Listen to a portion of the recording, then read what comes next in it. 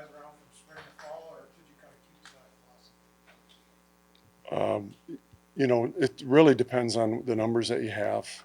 You know, as a general philosophy, I think we'd all like to have, 3, 4 deep guys and be able to say, hey, we're going to train, and every rep that you get is going to get you closer to being good at a position. So when you get into camp and you have the numbers that you do, we need to find some guys that are versatile. We're going to have to do that no matter what. We all have, some guys are more depth driven and I'm more trying to, what can we get good at, and then we'll go from there. And we're a little short at certain spots, going through the spring and the summer and stuff. So we're going to have to find some guys that have to be versatile. Where are you, where do you feel like you're short, or not something that you want to talk about? No, I mean, I think, we're probably at the tackle spot. We don't have as many bodies, that probably more than anything else. Yeah. Hey, Coach. Obviously, Matthew was limited, I know, in spring. Mm-hmm.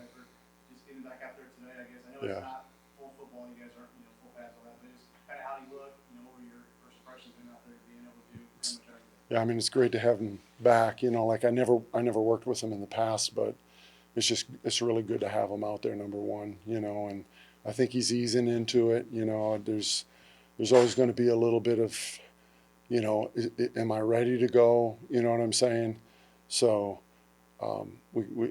today's a good day to kind of get that going. We're in shorts and stuff like that. So, but I thought he looks good. I mean, again, we're running around in our underwear right now.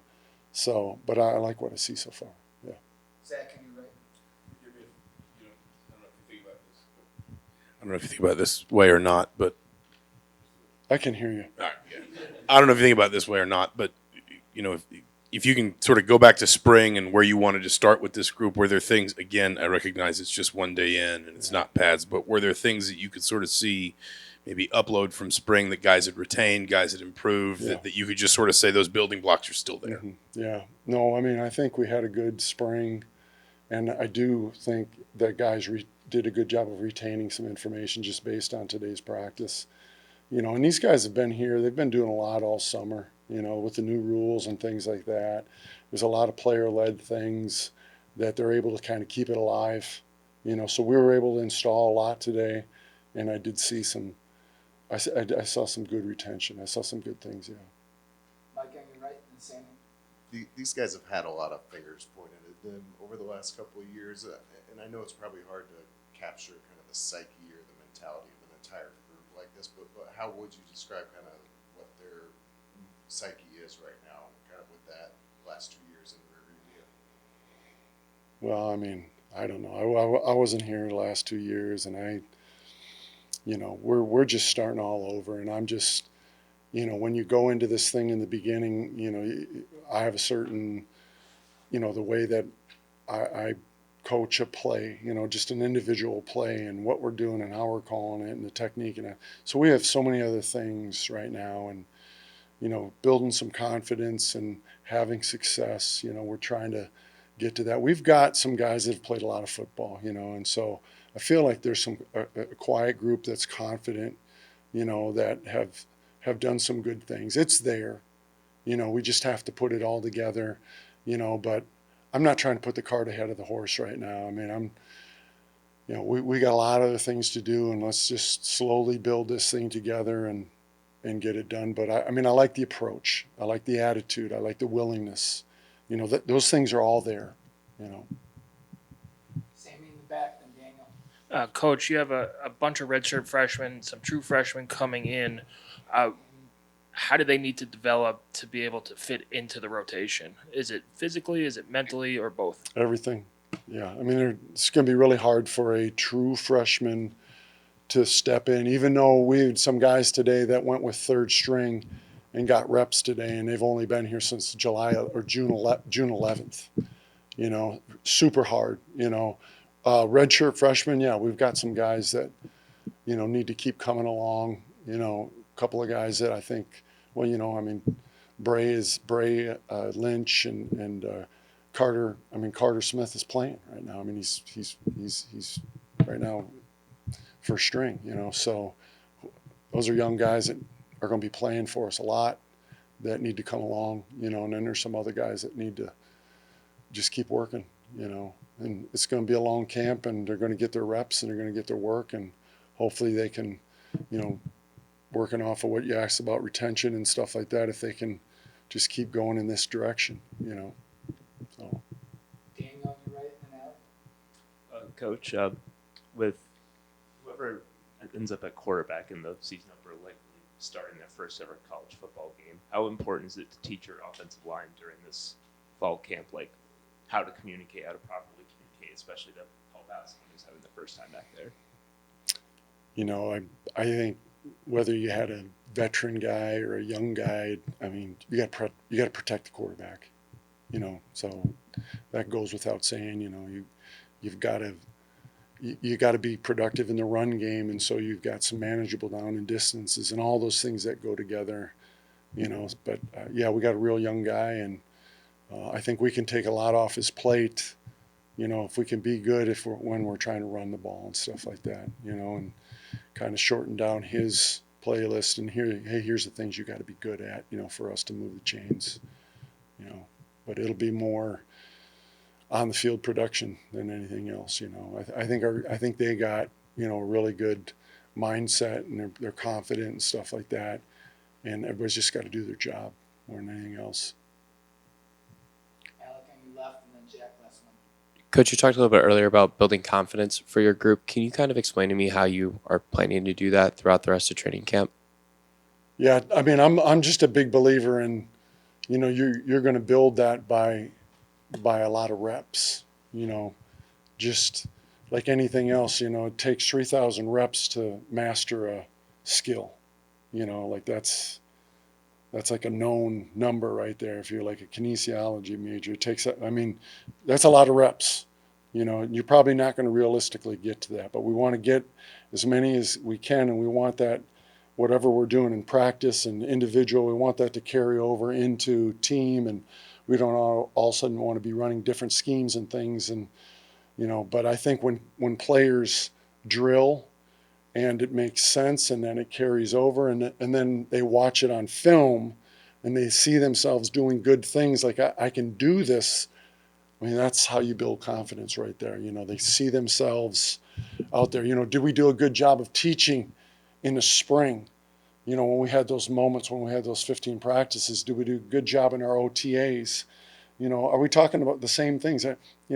Being a good coach is being a good teacher. Do we have good lesson plans? Does it make sense? Are we all over the board? And so our kids are all over the board. Are we staying with the same things? Are they hearing the same things over and over again? And if they're doing that and they're sound, and then they're going out on the field and that's working for them, I think that's how you build the confidence right there. But it started December 5th. All right, Jack last one right in front. Yeah, with the transfers, Max Longman and Noah Boltikoff, just what's kind of been your impression of them, positives and negatives, and do you feel like those guys have a chance to contribute this year, just joining the team after one season? Yeah, so Max came in and was able to go through the spring. The positive, I thought he just got better and better and showed me a lot of things like, hey, this guy is right on the edge to being a starter. Okay, so he is going to push.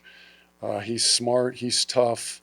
Downside, the negative, he had a little bit of, he had finished playing, and his knee was bothering him a little bit. So you didn't, but that's kind of gone away, and I'm seeing him, going on at this rate right here. So excited about him, to have a guy to plug in, and to push too. I'm not telling him, hey, this is who you are, your number 2 guy right now. He's done some good things. He has starting reps in the spring, so I'm excited about him and how he's going to help our front 5. Noah just got here. Noah went through the OTAs, a little bit of the OTAs, and kind of showed that versatility piece. We started him out at tackle just to make sure that he would maximize reps, so he would be out there and hear and things and just kind of learn the offense. Moved him back inside, so he's a smart kid. Okay, so that's a positive.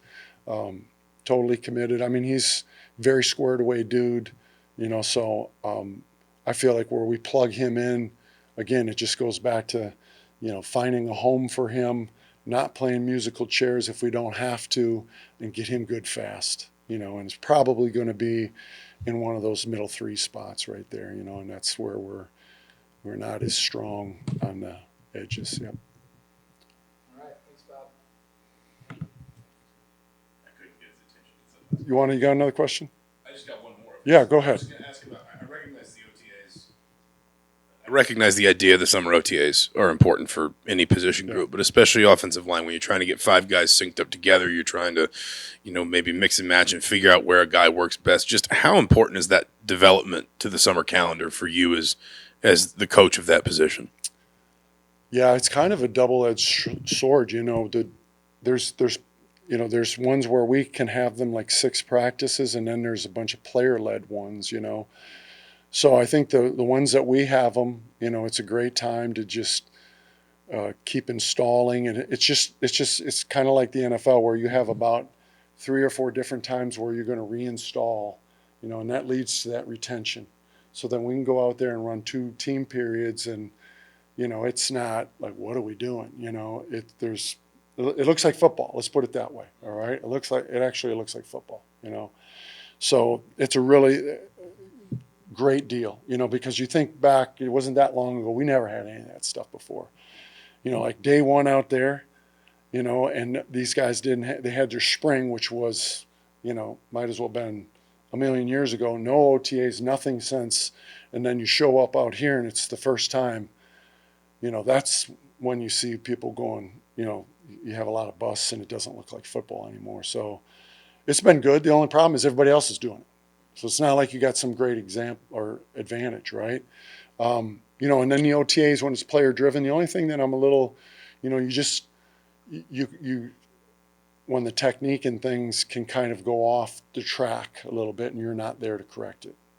That's the downside of that stage right there. But, it's great, and it's great for their development and all that. But, everybody else is doing it too. So, but I thought out there today, like I said, this showed, retention, and it looked like football.